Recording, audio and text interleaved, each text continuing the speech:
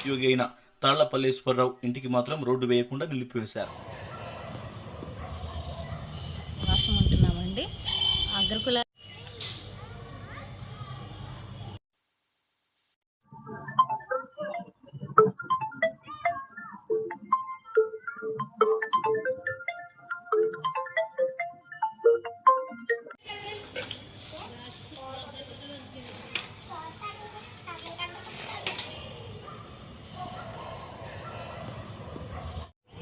మేము అమలాపురం టౌన్ ఏడుద చక్రధర్ నగర్ రోడ్లో నివాసం ఉంటున్నామండి.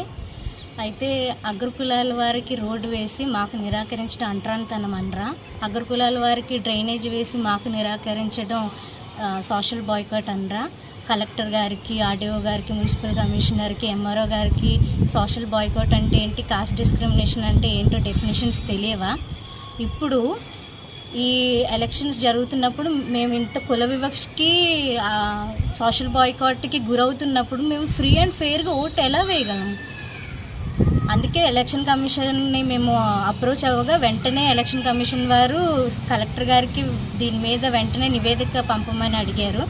అడిగినాక రకరకాల ఆఫీషియల్స్ అని చెప్పి ఇంటికి వస్తున్నారు. ఇంటికి వచ్చి ఇదే ముందులేండి ప్రొటెక్షన్ ఇచ్చి ఓటేసేస్తాము, కుల వివక్ష ఏముందులేండి అప్పుడు బోల్డ్ సంవత్సరాల నుంచి మీరు పడుతున్నారు కదా, మీకు అలవాటు అయిపోతుంది, మీకు ఓటేసేస్తాం, ఇది పెద్ద విషయం ఏం కాదులేండి అని చెప్పేసి మాట్లాడుతున్నారు. 2019 నుంచి కూడా ఇదే సోషల్ బాయ్కాట్కి, కాస్ట్ డిస్క్రిమినేషన్కి గురవుతున్నామండి. అప్పుడు 2009కి సంబంధించిన అధికారులు కూడా మిమ్మల్ని సోషల్ బాయ్కాట్కి, ఇది కాస్ట్ డిస్క్రిమినేషన్ లిఫ్ట్ చేస్తామని మాకు ప్రామిస్ చేశారు.